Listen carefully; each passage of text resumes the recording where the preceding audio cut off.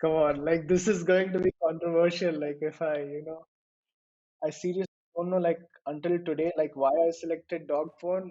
I don't know. I don't even like have a dog. So yeah, it's nice that you picked up that detail because I mean I think you're the first one who's asking me about it.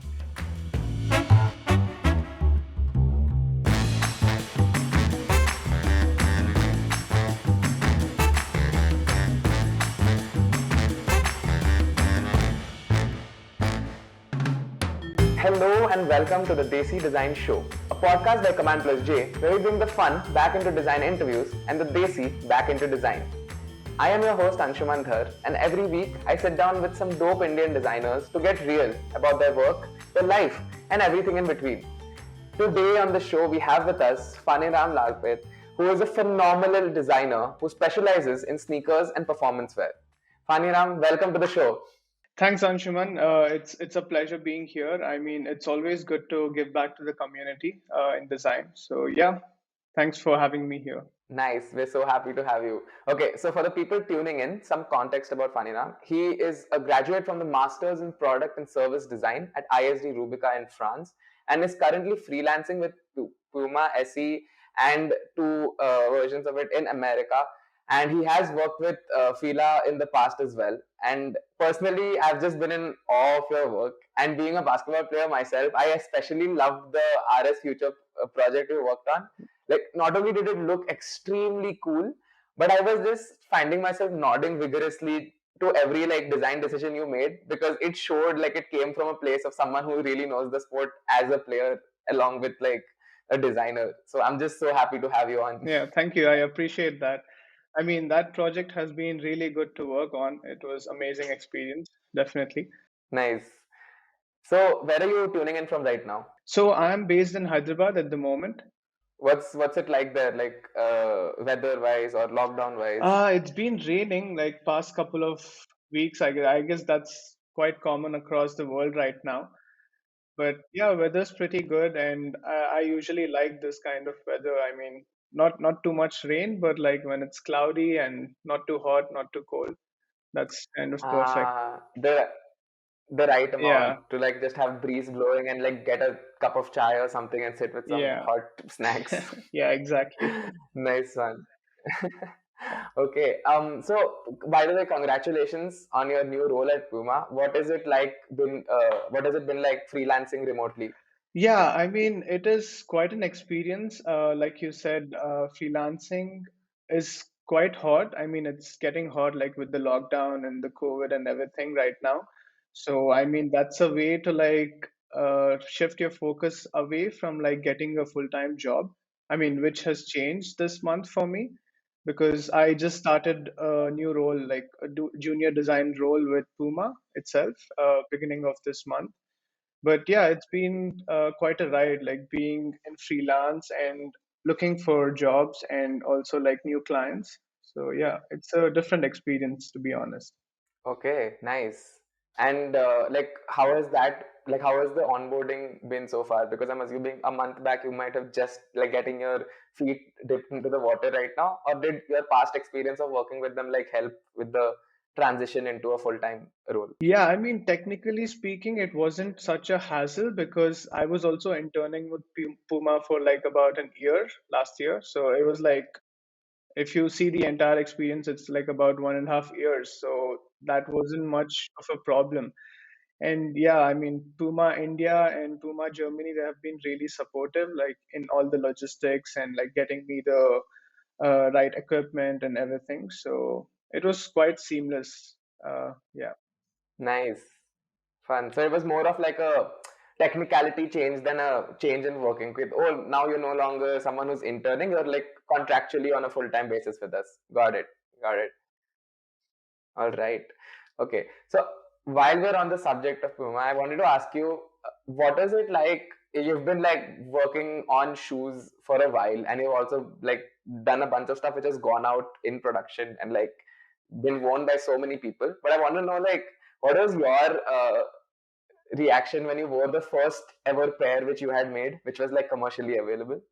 So that would be Fila because I remember like going to the store. So I think it was a Reliance Trend store, and I remember going there with my brother. So it was right after I got back from France. So it was right after my fourth year, and I was just looking at, so like the one project that I did at Fila was that innovation sandals. It was like those Asian like techwear kind of vibe that it had, and I was really excited about it. In fact, I wanted to go check them out, so I went to the store. I was trying it on and everything.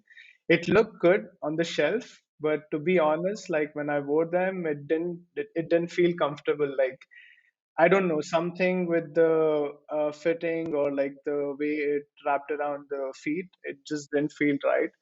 But again, yeah, that's what you feel like. Sometimes you have to be honest with yourself. Like if a design is not good, it just isn't good. So yeah.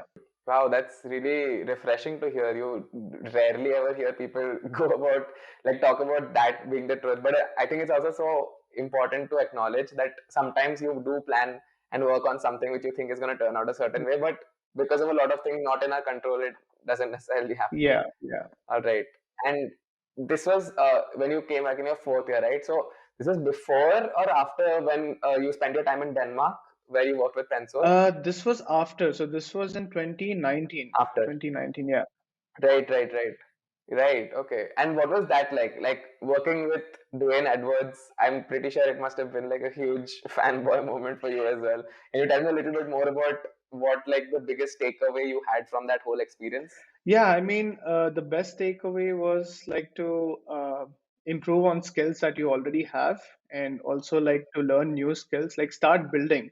Like the most important lesson that I learned over there, like my first masterclass with Dwayne was, I mean, you're not going to become a good designer like overnight. That's pretty common. So you have to start building because I mean, to be honest, I was pretty shy, like starting, finishing high school and like starting into design education. I was pretty shy and I didn't communicate a lot.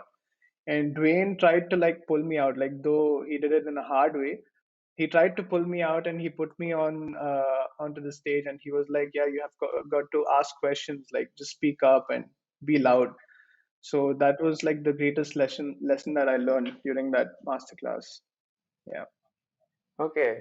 I'm curious, when you say hard way, what do you mean? What exactly happened? I mean, so he was quite straightforward. Like he didn't pull you aside and then talk to you in person. He would do that like amongst the group. Like if I didn't speak, just say like, "Why Oh, aren't you speaking up? Like you have got to speak up." And there were like people around, right. and I was quite Okay. embarrassed. But yeah, I mean Mm-hmm. that's the way to go. Like otherwise, it's hard to like get used to it.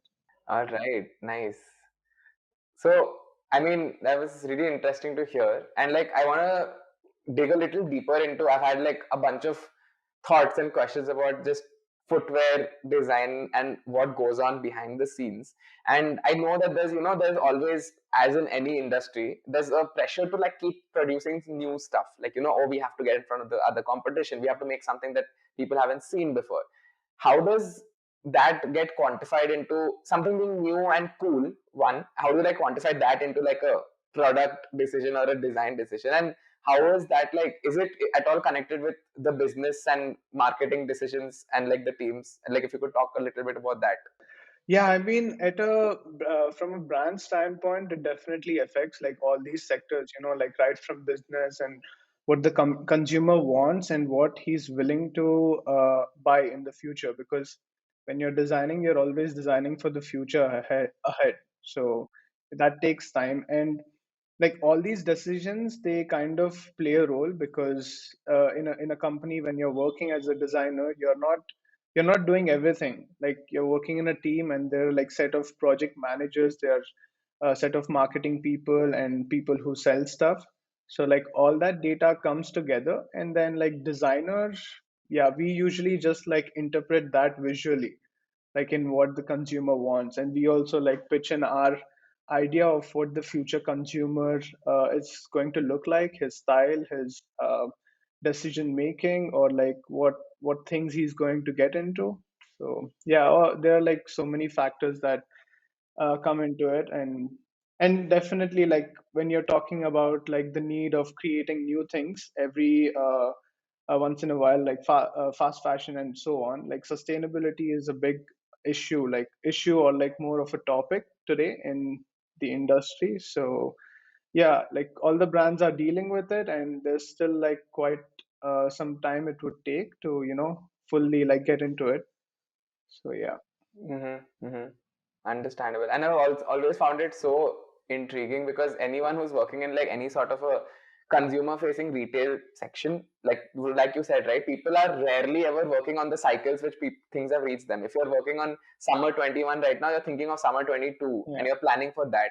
And it's so easy to like go wrong with like future predictions, which is why I think working with like analytic, like business and also like whatever consumer user research you guys have done and then predicting what they're going to like in the next month is just nothing short of magic if you ask me. Yeah. So that's pretty cool to hear. So how much of like the how much would you say as a designer you have the say in the whole process? Is it more like led visually or by you, or is it led by that team, or is it more of like a teamwork thing? I mean, like in the end, when you see it's all teamwork, like what goes in, there's like a lot of back and forth. That's why, like, what I was saying, why Dwayne pushed me to like have a louder voice and like speak up is because of this. Because in a company, you work in many teams and you have to like speak up. Like, if you think something is going to work, you just like push for it. And I think at least my personal motto is that like I push myself and also like the people, like the team I'm working with forward. Because if I think something really works, I push for it. But sometimes if others' idea or like their point of view is making sense, then I think that's the way to go. So yeah, it really depends situation to situation. Fair enough, fair enough. That's a great personal motto to have also. Okay. And talking about like the process which goes into it only at the design part, like I wanted to know something, like I wanted to know what your process with mood boarding is, because I know all of my friends who are even doing anything remotely close to like industrial design. Mood boarding is a huge part of that whole experience. So, and I've found that your mood boards are also just very, I don't want to say balanced because that's just like a very layman term to say it, but it feels very right. So I wanted to know what your thought process and like how you go about it. So, I mean, mood boarding, I feel like it is a different art, to be honest, because I mean, no one mood board is like the right way, what I mean? Like, there are like different interpretations of a mood board. And like personally, when I think of a mood board, I always start with like the words, like what describes a mood board or like the theme that I'm trying to work around. And for that words, I try to find synonyms or like some funny amalgamations of like different words to like create something interesting. And then I put those words together and then like just randomly look for images. Like, I usually have like a resource of websites, so like not just Pinterest. I have like many Tumblr pins that I keep using all the time, and I look for these interesting and abstract images. I mean, sometimes like when you look at like footwear specific, so like in a mood board, I take like one footwear, then like couple of apparel images, and like some image of like the entire look, like a style look. So like put it all together, and it should kind of look as a combination of like various industries within design. So that's how I look at a mood board. Fair enough. And do you think your process has changed when you started from what you do now? Like, what would you say is like some of the biggest learnings you've had which has changed the way you mood board? Like, very subjectively, because like you said, it's very personal to each person. Yeah. Yeah, I mean, specifically to mood boarding, it has definitely changed because, I mean, when you start as a designer, you're like intrigued by everything, like every good render or image that you see on Pinterest, you would want to pull it in and then just keep adding. So, like in my first year, I would just like download every image that looked good on Pinterest and then add it to the mood board and say that this makes sense and it's a single mood board with like 50 to 100 images. But I think it has evolved to more like a sensible mood board now. Like, only bring what makes sense and what really tells the story in the strongest possible way. So that's how it has evolved over time. That makes sense. And I think in general, even like as designers, we often tend to like um just when we're looking back at our work, we have like, okay, this is where we did this better, or looking back now, you just feel ki, oh, this is not something which I would ever do again in today's day and age. And speaking of which, we have a segment on our show which we call the classroom review, where we basically just show people stuff which our guests have worked on as their first design project, and then we just have them walk us through it. Yeah, I remember this one very well. I mean, there were like different interpretations for this project, like from my friends and my trainers. But yeah, I mean, it was quite a fun project.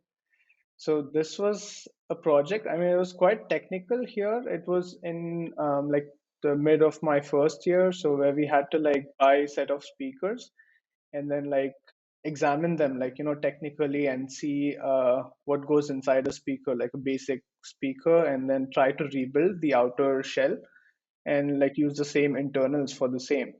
And it was more like a form based design here, like come up with a new form and new language for the speaker.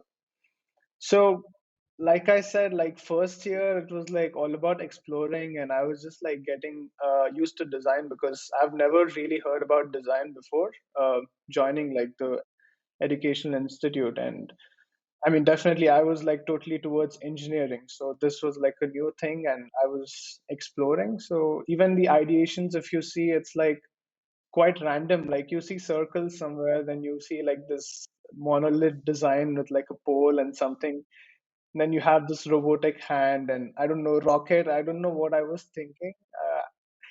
But yeah, I was like going everywhere trying to find a form. And like if you notice here, like at this stage, I didn't even create a mood board. So you could imagine, like, I was just like looking at pictures like on Pinterest and just making up stuff. So here you would be seeing more of a speaker shape. Like at least you have that, circular part where you can yeah, so where you can identify that it's a speaker. But like around that, it's again like different, heart shape, diamond shape, and then there's like the one that looks like a dog bone. I seriously don't know, like until today, like why I selected dog bone. I don't know. I don't even like have a dog, so I was quite surprised about that. So this was like a concept which, it breaks into two, the speaker, and then when it connects, it kind of looks like a dog bone, not even exactly, the long stem in between is missing.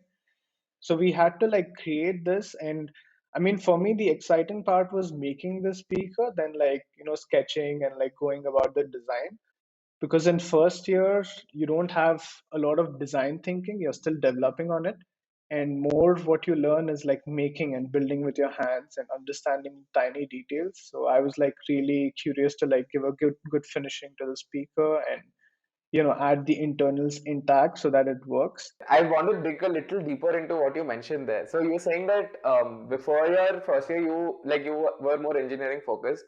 And how did you end up at ISD Rubika then, if you had never heard of design before? I mean, to be honest, like, like every other guy, back in 2015, like, we were all preparing for Hmm. IITs and, all these major Yeah, engineer. Yeah, you've been through it, so I can yeah. understand.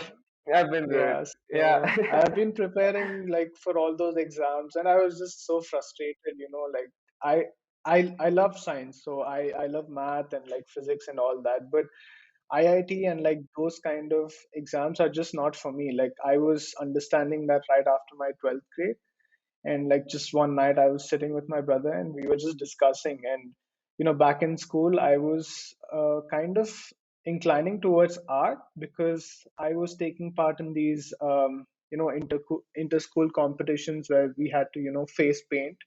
So I was like painting on people's faces, and that was quite interesting.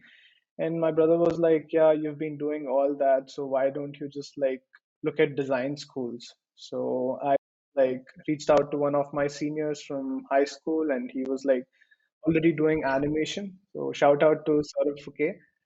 So yeah, I reached out to him, and yeah, then we just discussed. And to be honest, design education is quite expensive.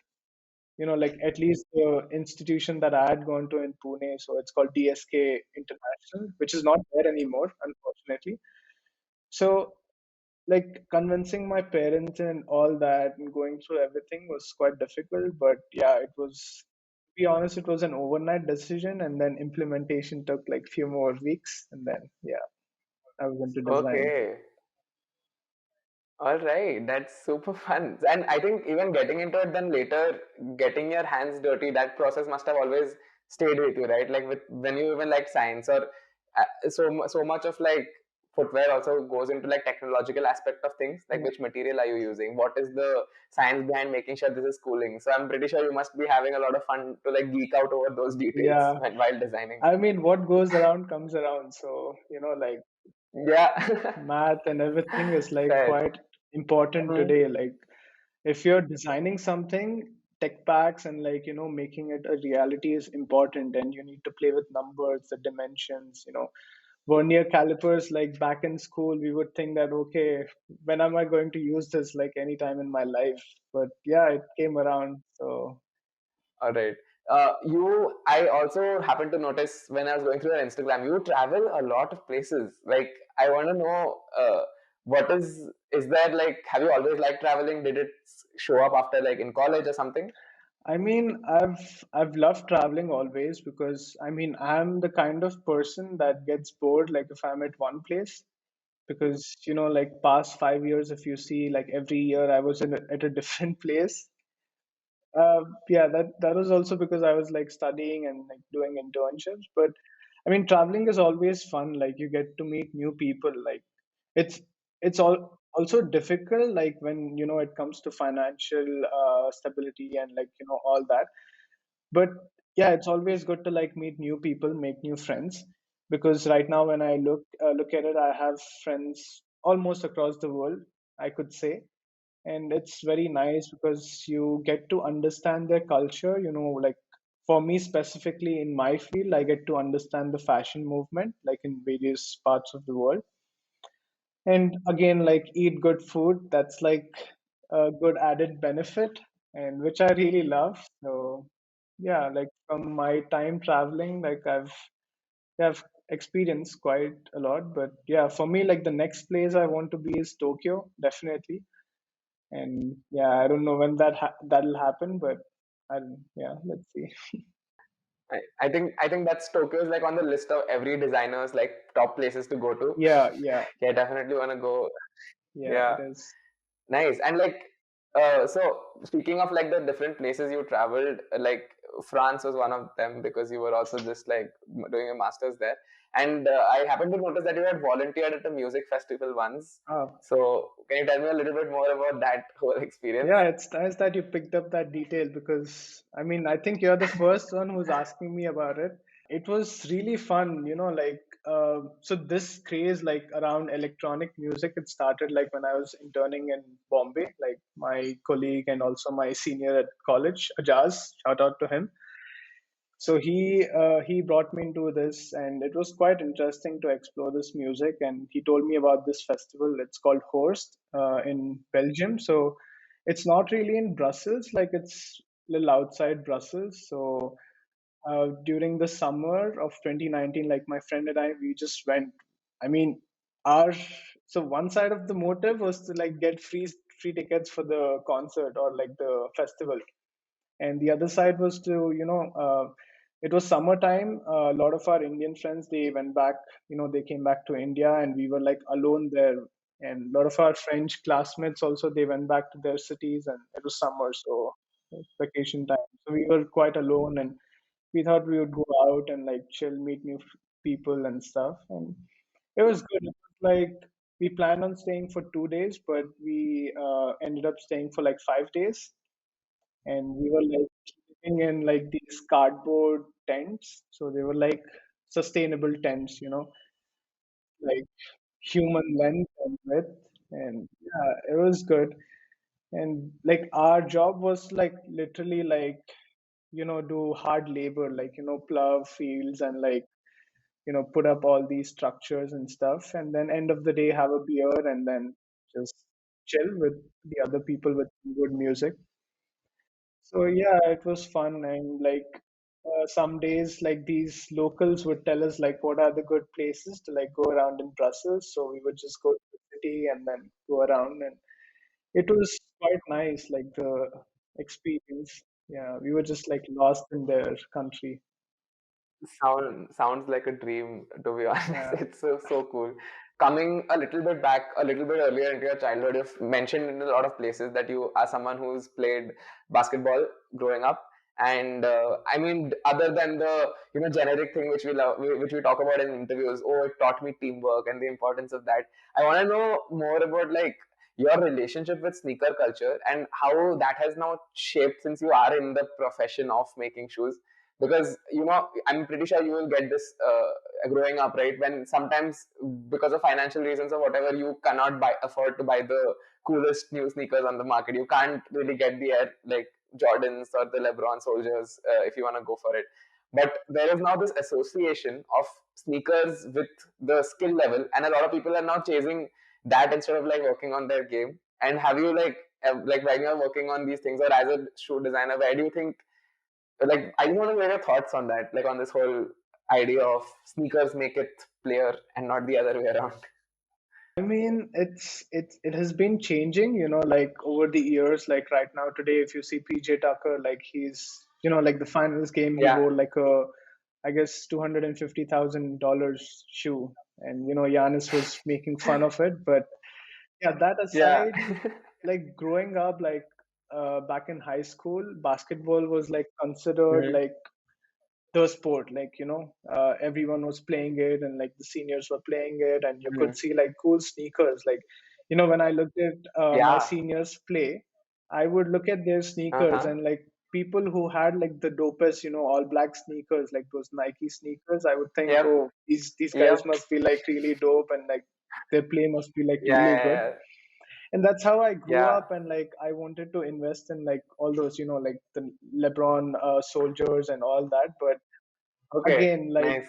in those times you didn't really have access to it in India, at least. I mean, right now you Mm-hmm. have Mm-hmm. Yeah, yeah. stores like veg, non-veg, and like you have Nike store in India, and you have access to those. Mm-hmm. But yeah, back then it was Right. difficult. And yeah, I mean, growing up, that was what I realized, like along with the game, you need to have that style. Like at least personally, I feel that. And when you Yeah. look at the top leagues now, they have the game, but they also have their outfit, or the way they Mm. enter the tunnel, or like the outfit they get Of into course. the game with. So all that matters. Yeah, So yeah, yeah. it's like you have Mm-hmm. that Mm-hmm. pre-game, game, and the post-game, so the entire universe. Right. So like as a Mm-hmm. Mm-hmm. designer, that's a great opportunity, because I mean, to be Mm-hmm. honest, we are kind of like looking at all that, as a brand, or like as other brands, they make outfits for the game. They also make like workout Yeah. outfits, which are cool and also have Mm-hmm. that cultural aspect to it. So yeah, it's Mm-hmm. all Mm-hmm. like a full universe, to be honest. Yeah. Nice. Damn.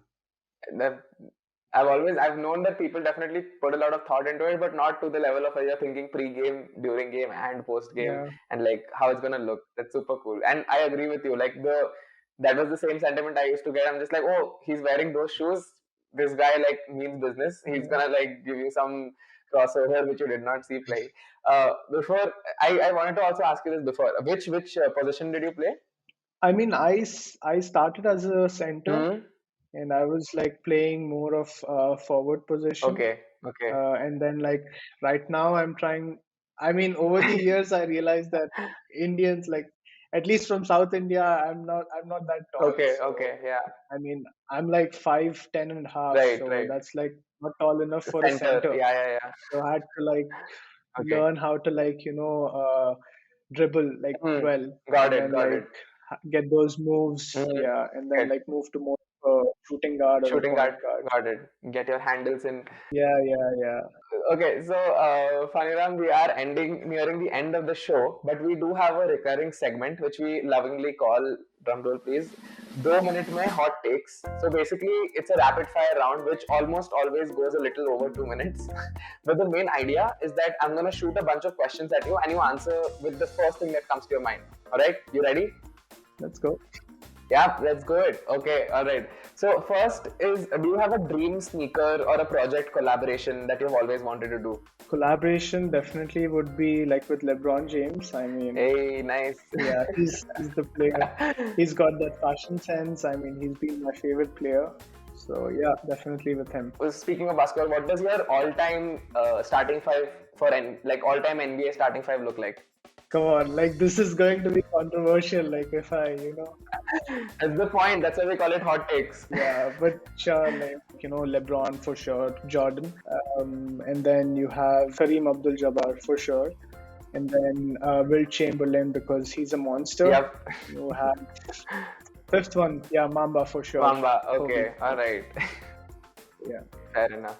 And for outsole mock-ups, what is your favorite if you had to choose? Packaging, hot glue, clay, or 3D printing? 3D printing is amazing. Like I've seen the result on my PUMA project. It's amazing. Right. Yeah. But like my favorite one is hot glue for sure because I've used it like quite a lot. Like all my projects have hot glue. Some or the others.